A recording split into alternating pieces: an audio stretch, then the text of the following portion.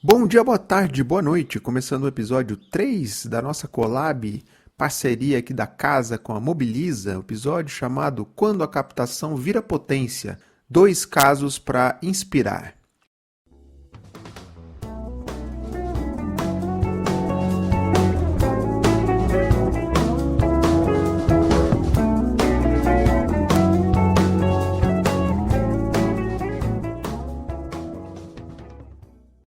Parceria que está sendo muito bacana fazer com a Mobiliza do querido Rodrigo Alvarez. Como você já sabe, amigo ouvinte, essa collab, o nosso foco, o tema é captação de recursos e temas correlacionados. Lembrando, são 4 episódios da nossa collab, esse é o terceiro e a gente ainda tem um episódio final para fechar essa collab maravilhosa. A gente está sempre alternando um episódio aqui da casa e um da collab e assim vamos até o final. Nesse terceiro episódio, a gente traz dois casos práticos muito interessantes. O primeiro, da Obras Sociais Irmã Dulce, da Bahia, com a participação aí da Fagna Freitas, gestora de captação de recursos da instituição, e também do Instituto Elos de Santos, com a participação do Rodrigo Rubido, um dos cofundadores aí do Instituto Elos. Olha, dois casos muito legais, eles contam um pouco os desafios e todas as mudanças que eles foram fazendo ao longo do tempo de reestruturação da área de captação de recursos, da estratégia de captação de recursos e colocando tudo isso em prática. Muito interessante e não tenho dúvida que vai te inspirar bastante. E é claro, eu preciso agradecer as pessoas iluminadas que mantêm esse podcast de pé e saiba que você também pode se juntar a essa comunidade. Passa lá no Apoia-se e veja como é fácil colaborar. Agradeço também ao Prosas que tem divulgado em sua newsletter semanal algum episódio aí do Impacto na Encruzilhada. Valeu demais, pessoal. Bom, então é isso. Agradecer ao Rodrigo e à Mobiliza pela parceria e as participações especiais aqui nesse episódio da Fagna e do também Rodrigo pelas super contribuições. Muito boas mesmo. E, sem mais delongas, partiu para o papo.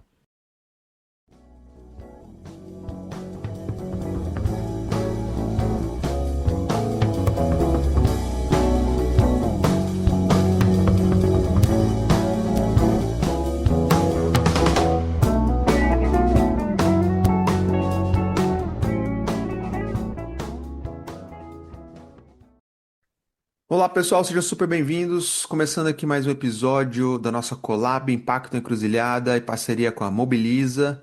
Um espaço aqui que a gente está trazendo um debate sobre captação de recursos, ótimas reflexões. Eu sou o Fábio Deboni e hoje a gente segue nossa jornada aqui tentando entender o que fortalece de fato a sustentabilidade das organizações da sociedade civil.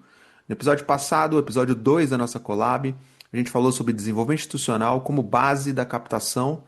Hoje a gente vai sair um pouco do conceito e ir para a prática. A gente vai ouvir dois casos concretos de organizações que vêm avançando e muito em suas estratégias de mobilização de recursos. E como sempre, estou aqui comigo, Rodrigo Alvarez, consultor da Mobiliza e nosso curador de conteúdos. Fala, Rodrigo, seja super bem-vindo. O que temos hoje aqui no nosso episódio? Seja bem-vindo. Fala, Fabio, tudo bem? Bom, prazer estar aqui novamente nesse nosso terceiro episódio, né? Com essa collab bombando por aí. A gente teve no Congresso do DIF recentemente, né? Muita gente falou. Aliás, eu ouvi lá no próprio Congresso frases iguais às frases que a gente falou aqui, né? Então, acho que muita sintonia é, a- entre o que a gente está falando e o que está se falando por aí, né? Teve o Congresso do GIF no meio dessa nossa caminhada, e agora vamos para o terceiro episódio, para a gente ir para a prática com casos concretos, né? E eu fiz uma escolha de dois casos aqui, Fabio, que eu usei alguns critérios. Primeiro, acho que é um critério de proximidade, de conhecimento dos casos, né? Então, eu conheço os dois casos que eu estou trazendo e conheço as pessoas que estão à frente desses casos. São ambos casos que têm uma condução exemplar, assim, organizações que eu admiro muito. E o terceiro critério é que são casos que estão fora do eixo Rio-São Paulo, né? Quis trazer também casos assim de organizações que não estão assim no spotlight, vamos dizer assim, né? São talvez um pouco menos conhecidas, estão fora do eixo Rio-São Paulo. E os dois casos que a gente vai trazer hoje, um deles é das obras sociais da Irmã Dulce Santa Dulce, é a única santa brasileira. Quem vai trazer o caso, então, as obras sociais Irmã Dulce foram começadas pela Irmã Dulce, lá em Salvador, Bahia. Quem a gente vai ouvir aqui é a Fagna Freitas, que é a gestora de captação de recursos. É uma organização enorme, tradicional, com 4 milhões de atendimentos na área de saúde, assistência social e educação, 8.500 colaboradores, enfim, uma organização bastante robusta. E depois a gente vai conhecer o caso de uma organização muito especial, assim, para mim, que é o Instituto Elos de Santos, que é a minha cidade. A gente vai ouvir o Rodrigo Rubido. O Instituto Elos é uma organização muito única, inovadora, autêntica, que desenvolveu uma tecnologia social que atua no desenvolvimento comunitário, e essa é uma metodologia que eles disseminam essa metodologia através da formação de jovens no mundo inteiro, mas também através da prestação de serviços para governos e empresas. Então, acho que vai ser interessante a gente ouvir esses dois casos, Fábio. E aí eu já queria ir para o primeiro caso, que é das obras sociais Irmã Dulce, e a gente, então, vai ouvir aqui o primeiro, a apresentação da Fagna, ela que é gestora de captação de recursos das obras sociais Irmã Dulce, e traz um panorama impressionante do que é essa organização baiana. Então vamos lá, vamos ouvir. Sou Fagna Freitas, gestora de captação de recursos das obras sociais Irmã Dulce, sou bacharel em Direito, sou especialista em captação de recursos do terceiro setor, sou especialista em gestão de políticas públicas na área da saúde. E as obras sociais Irmã Dulce é uma instituição com 4 milhões de atendimentos ano, 8.500 colaboradores, uma instituição com 9 unidades hospitalares, onde a captação de recursos hoje é responsável por 28% da arrecadação da instituição. Bom, é muito impressionante o trabalho da Irmã Dulce. Eu estou muito próximo da Irmã Dulce. A gente teve a honra de ter sido convidado para prestar uma consultoria para a Irmã Dulce. Essa consultoria da Mobiliza, né? A gente reestruturou toda a área, e aí é muito impressionante o que aconteceu depois de tudo isso, depois que a Fagna liderou a área, né? A área dobrou os resultados de captação em 3 anos, depois dessa reestruturação, indo de 40 milhões para 80 milhões captados. Então, vamos ouvir aí mais uma vez a Fagna falando sobre esse processo de reestruturação da área e como é que eles chegaram nesses resultados. Atuamos na captação de recursos em todas as frentes possíveis, emendas parlamentares, convênios públicos através de órgãos municipais, estaduais e federais, eventos, leis de incentivos fiscais, Pronom, Pronas, esporte, criança, idoso, Rouanet. Atuamos nas leis de incentivo municipais, nas leis de incentivos estaduais, verba diretas com empresas, campanhas pessoas físicas. Então, hoje a gente atua em todas as áreas possíveis de captação. E nesses últimos 2 anos, a gente literalmente dobrou a captação de recursos, no fato de ter reestruturado essa área, montando todo um bloco de atuação separada, de captação pessoa física, de captação pessoa jurídica, de escritório de gerenciamento de projetos, onde a gente trabalha planejamento, monitoramento e prestação de contas, do marketing está dentro da gestão, pensando numa comunicação mais assertiva. Impressionante, hein, Rodrigo? Como ela. Primeiro, dobrar o resultado, né? Que isso não é pouca coisa para uma organização complexa e grande como eles. Segundo, a diversificação, acho que é uma aula, né? De esse leque de diversificação PJ, PF incentivado e tal. E por último, o comentário, a área de marketing para dentro da gestão, genial, impressionante. Sim. Eu acho que tem uma. A liderança da Fagna, eu acho que contou muito. A gente montou uma estrutura lá, além da Fagna, a gente trouxe a Fagna para liderar a área, mas trouxe todas as lideranças. A gente contratou uma liderança de pessoa física, uma liderança de pessoa jurídica e uma liderança de marketing, né? Então a Fagna trouxe junto com ela, e a gente participou desse processo, a gente ficou um ano e meio lá acompanhando o trabalho da Irmã Dulce, montando toda a área, acompanhando o plano. E aí, assim, muito impactante ver como é que em 3 anos eles dobram, e foi exatamente o que a gente projetou assim, em termos de crescimento era exatamente isso, e eles estão superando as metas que a gente estabeleceu junto lá, porque era isso, assim, foi só organizar um pouco melhor a casa, né? Porque antes eram vários jogadores, existia uma área de captação, mas eram vários jogadores operando sem um técnico e sem um plano tático, vamos dizer assim. Só de você organizar o plano tático e colocar um técnico, né, nessa liderança fez toda a diferença, né? Então, agora, nada acontece sem desafios, né, Fabio? Então, eu perguntei também para a Fagner quais são os desafios de fazer isso acontecer numa instituição do tamanho da Irmã Dulce, né? Então, vamos ouvir o terceiro áudio dela para ouvir também aí os desafios que ela coloca. Sim, a gestão de captação de recursos, ela, quando ela vem para atuar de uma forma tão significativa como a gente veio nos últimos 2 anos, acaba que ela mexe com todo o corporativo da instituição, né? Ela provoca e desafia o corporativo. Então, está sendo desafiador fazer com que as outras áreas entendam a necessidade de se preparar para atender a captação, enquanto planejamento, enquanto monitoramento, enquanto prestação de contas e enquanto execução dos projetos que são pensados e captados junto à captação de recursos. Então, é desafiador, porque a gente precisa não só gerir a nossa casa, mas ajudar a arrumar todos os outros para que comungue com a atuação da captação de recursos. É isso, né, Fabio? O que aconteceu lá na Irmã Dulce é que uma coisa vai puxando a outra, né? Como a área de captação começou a desempenhar mais, você precisa incrementar a tua área de prestação de contas, isso exige da tua área financeira. Você capta para obras, aí você exige da tua área de engenharia que aquela obra tenha o prazo que você estabeleceu com aquele patrocinador. Você capta para novos projetos, e aí esses projetos precisam acontecer e precisam. Você precisa prestar contas para esses patrocinadores. Então, a área de captação acabou assim pressionando várias outras áreas institucionais pela qualidade, pela prestação de contas e pela transparência, né? Não que a Irmã Dulce não tivesse tudo isso, mas ter uma área de captação profissional é, é, pressiona várias outras áreas para que as outras áreas também aconteçam, né?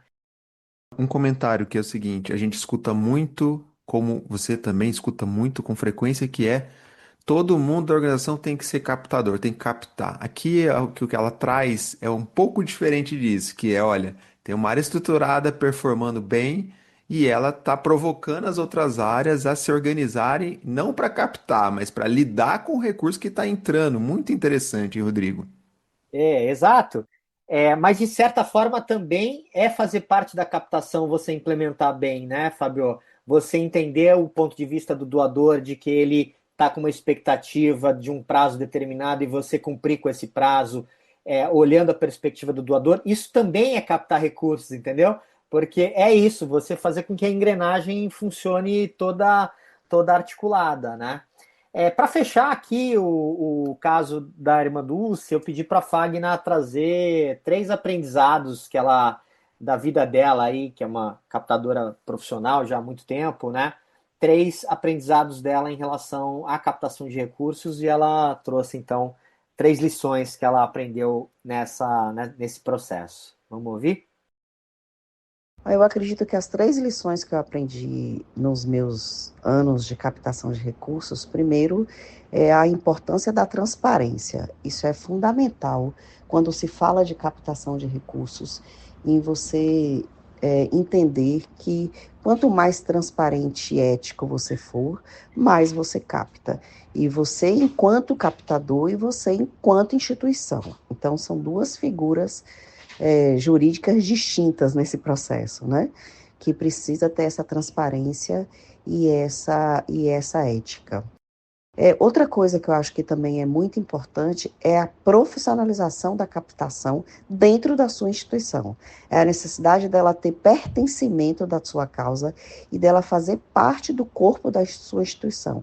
Isso permite que a sua captação seja muito melhor do que qualquer outra captação que venha a ser feita de forma externa, porque ela cria um caminho continuado no processo. E outra lição que eu acho extremamente importante é a necessidade de sempre capacitar esse núcleo de captação. Então, é uma continuidade, ela não pode ser esquecida no processo de capacitação. Ela tem que ter início, meio e ela não vai ter fim nunca, porque é diário. É diário, é olhar para dentro da instituição todos os dias e ver a necessidade de melhorias. Impressionante, hein, Rodrigo? É isso, E, né, Fabio? nossa, que caso bacana. Um comentário só dessa última fala da Fagner, que é transparência e ética não só para a organização, mas também para a pessoa captadora de recursos. E esse é um tema quente, porque a BCR tem se posicionado em relação a isso, a questão da ética em tempos complexos de captação. Queria dar esse destaque aqui. Não, muito legal, cara, você falar disso. Na verdade, o motivo de ser da BCR é a ética, né? A gente nasceu a partir de um código de ética da profissão. Há 25 anos atrás, a BCR nasce a partir de um código de ética e de um estatuto de direitos do doador. Pouca gente fala isso hoje, né? Mas o tema da ética, ele está na essência, e quando a gente fala de ética, a gente não está falando só de remuneração, que é o assunto que mais se vem, mas a gente fala de uma série de coisas, de transparência, né? De profissionalismo, né? E a Fagner fala de profissionalização, a gente costuma falar aí que captação é profissão e não enrolação, né? Então, pouca gente entende o que a gente está querendo dizer, mas profissionalizar é ter respeito pelo dinheiro que entra na organização através dos doadores, né? Então é isso, esse é o primeiro caso, Fábio, super caso, né? Gostou? Cara, é incrível. E assim, eu acho que a escolha de trazê-la é uma organização que todo mundo já ouviu falar, mas que talvez não tenha muito colocado uma lupa para entender melhor. E a gente está trazendo aqui de bandeja para quem está ouvindo. Olha só a complexidade de uma organização com 8.500 colaboradores. Cara, é maior que muita grande empresa, viu? Uhum. É uma organização enorme e que, claro, né, por oferecer serviços de saúde, tem boa parte do recurso vindo através do SUS, mas hoje eles atendem 100% SUS e 30% do recurso da organização vem através de doação, né? Então, a captação entra com 30% do total do orçamento da organização, é a sociedade civil financiando, né? Então, caso super legal, sou apaixonado pelas obras Irmã Dulce.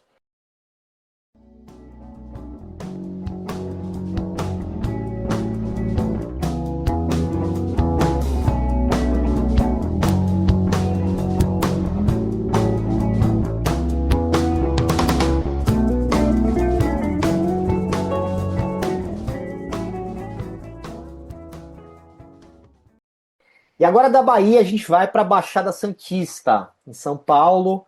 A gente convidou o Rodrigo Rubido, que é um dos fundadores do Instituto Elos, uma organização que nasceu a partir do movimento de estudantes de arquitetura, muito interessante, que mistura desenvolvimento comunitário, formação de jovens lideranças, com uma metodologia, uma tecnologia social de pensar o desenvolvimento de uma comunidade vulnerabilizada. Então, é muito interessante o caso deles como organização, mas também o modelo de financiamento e como é que eles pensaram o modelo de financiamento. Então, vamos ouvir aqui a apresentação inicial do Rodrigo Rubido, falando sobre o Instituto Elos. Eu sou Rodrigo Rubido, sou um dos cofundadores do Instituto Elos. Também aqui, dentre as minhas atribuições no Elos, está gerenciar a mobilização de recursos. O Instituto Elos, para quem não conhece, é uma organização sediada na cidade de Santos, completando 25 anos de história esse ano, que tem no centro do seu trabalho uma metodologia voltada para o desenvolvimento pessoal, formação de lideranças e para o desenvolvimento comunitário. A gente começa com um programa chamado Guerreiros Sem Armas, que forma lideranças do Brasil e do mundo. É um programa internacional, onde a gente recebe pessoas do mundo inteiro aqui em Santos para uma imersão de 30 dias, e essa formação ela se dá diretamente no campo, num contexto de territórios em vulnerabilidade social, favelas aqui da região, comunidades tradicionais. Então, com isso, a gente acaba tendo dois pilares no trabalho do Elos. Um é a formação de lideranças e o outro é o desenvolvimento comunitário, territorial, ambos impulsionados por essa metodologia. E isso também hoje é levado em forma de consultoria para governos, empresas e outras organizações sociais no mundo. Então, o Elos é uma organização social que tem uma característica um pouco única. Primeiro que a gente tem um trabalho bastante diverso, né? Tanto na consultoria, o atendimento direto às comunidades, esses processos de longo prazo de desenvolvimento territorial e a formação de liderança. Então, eu diria que essas três áreas organizam o trabalho do Elos, tá? Esse é o Instituto Elos. O caso do Instituto Elos é muito interessante, é um caso diferente, né? A gente está falando de uma organização que tem uma atuação local, mas com uma projeção internacional. Eles trazem jovens do mundo inteiro e também disseminam essa metodologia fora do Brasil. Aí eu perguntei para o Rodrigo quais eram as fontes de receita, né? Então vamos ouvir um pouco o áudio do Rodrigo para entender melhor o modelo de financiamento deles, tá? Para depois a gente poder trazer aqui nos nossos comentários. Falando das fontes de receitas, como eu já trouxe na apresentação inicial, uma delas é a prestação de serviços. Depois de 10 anos, mais ou menos, de história do Elos, a gente começou a se abrir para a prestação de serviços, o que, no nosso caso, não é uma estratégia de financiamento da organização. A gente não presta serviços para captar recursos. Tá? A gente presta serviços porque a gente viu uma oportunidade de levar a nossa metodologia, de levar o nosso trabalho para organizações e de usar a força de organizações, de empresas, para disseminar isso em mais territórios. Né? Então, a gente está na Baixada Santista, mas no nosso braço de consultoria, a gente leva o nosso trabalho para o Brasil inteiro. A gente é parceiro de organizações, empresas e governos em todo o território nacional. Então, isso deu um alcance muito grande para o nosso trabalho. Depois são doações, tanto doações de pessoa física quanto pessoa jurídica. Falando de números, né, o orçamento do último ano do Elos, ele de receitas, foi por volta de 10 milhões de reais. Esses 10 milhões foram divididos mais ou menos, metade deles vindo de consultorias, desses projetos em parceria com governos, empresas e outras organizações sociais, a outra metade, outros 5 milhões, de doações, sendo essas doações divididas em três frentes. Uma estratégia muito forte nossa é a Nota Fiscal Paulista. Então, 2 milhões e alguma coisa veio de nota fiscal paulista. Outros 2 milhões veio de doações institucionais, né, pessoa jurídica. Então, seja via algum patrocínio, seja a gente tem buscado investimento institucional, então está impactado por um investimento institucional que a gente conseguiu com organizações que investem, né, nessa modalidade. E o último, mais ou menos 1 milhão, vem de doações de pessoas físicas, que, ainda que esse seja o menor número das doações, é a maior aposta do Elos para o futuro, tá? É uma coisa ainda no Brasil pouco desenvolvida, mas a minha visão na mobilização de recursos do Elos é fortalecer cada vez mais a doação de indivíduos. Isso é a nossa visão de longo prazo. Impressionante, hein, Rodrigo? Como o teu xará aí trouxe a perspectiva de prestação de serviços como não só como captação, é 50% do orçamento deles, é bastante expressivo, mas como uma forma de amplificar o alcance, né, disseminar a metodologia deles. Isso eu achei genial. E aí, Não. em tempos em que a gente ainda escuta no nosso setor quiosques não podem prestar serviço, prestar consultoria, ainda tem esse certo tabu, então é impressionante o caso deles. Para mim é um caso do que a gente chama de modelo autêntico de financiamento, né, Fábio? Porque a gente também costumou no setor a separar de um lado negócios de impacto, que tem modelos de negócios, né? E de outro lado você tem as ONGs com um modelo totalmente filantrópico, né? O Elos desafia esse conceito, né, de que as coisas são ou branco ou preta, né? Porque o Elos é um modelo híbrido, né? E a prestação de serviços deles é uma forma de realizar o propósito e o impacto. E não é dissonante com a realização do impacto, né? Então, quando a gente pensa num modelo de financiamento autêntico, é aquele em que a gente junta realização de propósito capacidades organizacionais e modelo de receita junto, né? Como se essas três coisas estivessem trabalhando no mesmo sentido e não em sentidos opostos, né? A gente critica muito modelos de prestação de serviço que vêm para dissuadir a organização do seu propósito, né? Quando a organização acaba prestando um serviço que não tem nada a ver com o seu propósito, e isso não é o caso do Elos, né? Eles encontraram uma forma de disseminar o seu propósito e trazer receita ao mesmo tempo, né? Então, acho que é um caso muito, muito interessante por causa disso, né? Aí eu perguntei para o Rodrigo o que ele considera que são fatores de sucesso aí para o caso deles, né? E aí vamos ouvir o que o Rodrigo falou. Os resultados positivos, eu acho que uma organização de 25 anos, no meu olhar, uma boa parte deles se deve a essa trajetória, a ter tido uma trajetória consistente ao longo desses 25 anos e ter um trabalho respeitado.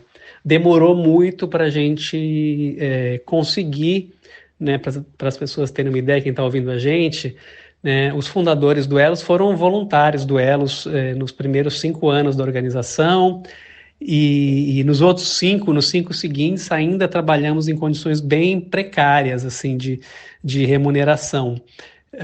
A gente começou a ter uma estabilidade maior depois de mais ou menos 10 anos de Instituto Elos. Para uma organização como a nossa, que nasce, né, de um grupo de jovens estudantes, sem ninguém sendo de família importante, sem recursos para bancar a organização, a gente nasce com dívida, não nasce com recurso, né? A gente nasce colocando pouco que a gente tinha para construir algo do zero. Então a gente demorou, né, bastante. Então, o tempo, para mim, acho que o tempo e a consistência do trabalho ao longo do tempo foi o que foi dando para a gente cada vez mais condições de ser reconhecido e ter organizações e pessoas apostando no nosso trabalho e doando para que ele acontecesse. A outra coisa foi o fato da gente ter tido essa diversificação de estratégias, né? A abertura para prestação de serviços ajudou bastante, bastante, porque quando foi lá em 2016 que bateu a crise mais aqui no Brasil, sumiram, para nós pelo menos, como a gente nunca teve recurso incentivado, sumiu para a gente o recurso institucional de empresas de patrocínio, desapareceu. E se não fosse a prestação de serviço, a gente teria sofrido muito mais. Então, levou um tempo até a gente conseguir se organizar em outras estratégias, em abrir para indivíduos, por exemplo, essa busca de doação para indivíduos, para a gente se recuperar desse momento. Então, acho que uma das razões da gente ter conseguido resultados mais positivos foi essa diversificação de estratégias, né? Então, hoje mesmo na doação, a gente tem a Frente Nota Fiscal Paulista, que foi uma grande coisa dos últimos anos, que está ameaçada, né? A gente está num momento de revisão da lei, então não é algo que a gente investiu muito, mas não é o que a gente vê que a gente vai mais investir daqui para frente, porque provavelmente vai diminuir muito o recurso de nota paulista se não acabar. Mas hoje a gente está se abrindo mais para recursos incentivados, por exemplo, que a gente não tinha, mas estamos avançando nessa frente, e ainda na frente de pessoas físicas. Então, acho que essa multiplicidade de estratégias, junto, né, com um trabalho sério, consistente, e que hoje já é um trabalho de 25 anos, eu acredito a isso, o sucesso nosso, né, na mobilização de recursos. E aí, o que chama atenção nessa fala do Rodrigo aqui? Dois comentários aqui. Primeiro, que leva tempo. Então, assim, nada é da noite pro dia. E segundo, que eu costumo brincar que é da fala dele, que é raro, mas sempre acontece, que é de pessoas trabalhando voluntariamente, anos ali, depois anos com a remuneração mais precária, até que tenha se alcançado um patamar digno, digamos assim. Acho que é legal ele ressaltar isso. Muito interessante. Total. Isso também me chama a atenção, né? Como leva tempo mesmo, né? Eu estou acompanhando vários coletivos que estão numa fase muito inicial, né, de trabalho, e aí também se desesperam às vezes porque querem se profissionalizar logo, né? Então, de fato, às vezes leva tempo, e para mim tem uma coisa autenticidade, assim, deles serem muito fiéis ao propósito, à missão, à metodologia deles, e ao mesmo tempo pensar em a diversificação, mas aí tem acho que uma coisa muito interessante, né? É uma diversificação calcada nos princípios, né? Não é que você vai diversificar de qualquer jeito, né? Eles estão sempre pensando assim que essa diversificação tem que estar, a diversificação das fontes de financiamento, das possibilidades, foi importante para eles, mas eu acho que o mais importante foi fazer isso de uma forma calcada nos princípios e no propósito do Instituto Elos, né? Então, acho que isso me chama a atenção nessa resposta do Rodrigo, né? E para encerrar, eu pedi para que o Rodrigo trouxesse também as 3 principais lições de captação de recursos que ele aprendeu ao longo dos anos. Aí tem a resposta dele.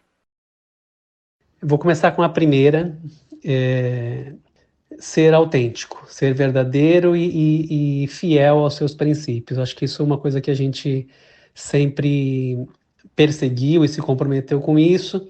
Isso, por um lado, pode parecer, a gente perde oportunidades. Sim, a gente perde oportunidades quando a gente vê que precisa abrir mão de coisas, né, importantes no nosso trabalho para receber um apoio ou outro. Mas, a longo prazo, isso nos tornou cada vez mais fortes e cada vez mais a gente atraiu pessoas que chegam até nós porque acreditam no que a gente faz, porque conhecem o que a gente faz, porque vem, a gente tem uma identidade. Tá? Então, eu vejo na mobilização de recursos muitas organizações que, assim, para cada oportunidade se transforma, né? O Elos fez menos disso. Não é que a gente não faça nada, tá? A gente, sim, vai tentar se comunicar com cada financiador na língua que ele fala, naquilo que ele está buscando. Mas sempre quando isso não fere princípios, né, ou não nos desvia do nosso caminho, daquilo que é importante para o nosso trabalho. Então, acho que essa é uma lição importante. Acho que a outra lição eu já trouxe, acho que é a diversificação de fontes, de receitas, eu acho fundamental, não só nas estratégias, né, quanto no doador em si, né? Então, não é um indivíduo, são vários indivíduos, não é uma grande empresa que financia a gente procura ter relação com várias empresas, né? Ser dependente de um único financiador é sempre muito arriscado. Terceira, a lição aprendida, né, seria talvez estar bons relacionamentos, né, estar presente nos eventos, cultivar o relacionamento com as pessoas. Acho que isso sim. A gente tem mais do que estar em eventos, é cultivar o relacionamento ao longo dos anos. A gente tem doadores que doam para o Elos recorrentemente há mais de 10 anos. Então, isso é fruto desse bom relacionamento que a gente foi construindo, né? Então, tem muita gente que olha, né, o doador, né, só como uma fonte de recursos, né? A gente olha o doador como um parceiro, como uma pessoa querida que confiou na gente e que a gente quer ter do nosso lado, e que a gente quer que ele se alimente dessa relação também, né? Então, a gente investe nisso, investe nesse relacionamento com os nossos doadores, entendendo que eles são parceiros nossos, eles estão realizando com a gente, né? E com isso a gente também consegue essa recorrência do apoio. Acho que seria isso, as 3 lições. É isso, Fábio. Com isso a gente encerra aí a fala muito potente do Rodrigo também, né? Assim, 2 casos que eu sou muito fã dos dois, né? Dos 2 casos das obras sociais Irmã Dulce e do Instituto Elos. Gostei muito de ter escutado tudo isso. Acompanho a caminhada dessas 2 organizações já há muito tempo. E, enfim, queria te ouvir também, Fábio, o que você achou dos 2 casos, né? E para a gente fechar esse episódio. Pô, achei 2 casos excelentes, muito interessantes os pontos, tanto da Fagner, né, da Obras Sociais Irmãs Dulce, quanto do Rodrigo, do Instituto Elos.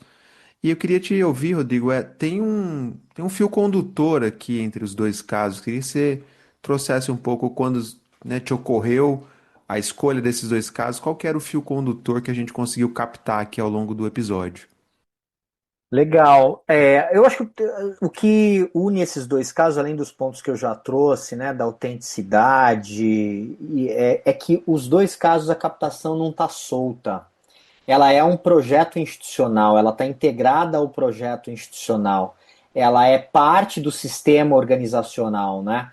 Nas obras sociais Irmã Dulce, isso se traduz em estrutura e profissionalização da área, né? E no Elos, isso se traduz em uma conexão muito forte entre o modelo de financiamento e o propósito, a autonomia, a identidade institucional, né? Os dois casos, assim, mostram também que, assim, não tem jogo ganho, né? Não tem uma fórmula pronta, mas caminhos possíveis, né? Paciência para que os resultados cheguem e que a sustentabilidade vem quando a organização olha para si mesma com coragem e com estratégia, com profissionalismo, né? Então, acho que é isso que talvez seja o fio condutor desses dois casos. É isso aí, Fábio. Pô, obrigado, Rodrigo, pela curadoria. Dois casos maravilhosos, dois ótimos convites a gente partir para ação. E a proposta desse episódio era justamente essa. Te agradecer demais aí. A gente segue nossa caminhada aqui com o Collab, caminhando para o episódio final. Esse é o terceiro. Lembrando, tem mais um episódio que está sendo preparado com muito carinho. Obrigado, viu, Rodrigo? Obrigado você, Fábio. Tem sido um prazer seguir contigo aqui nessa caminhada. Valeu, até a próxima.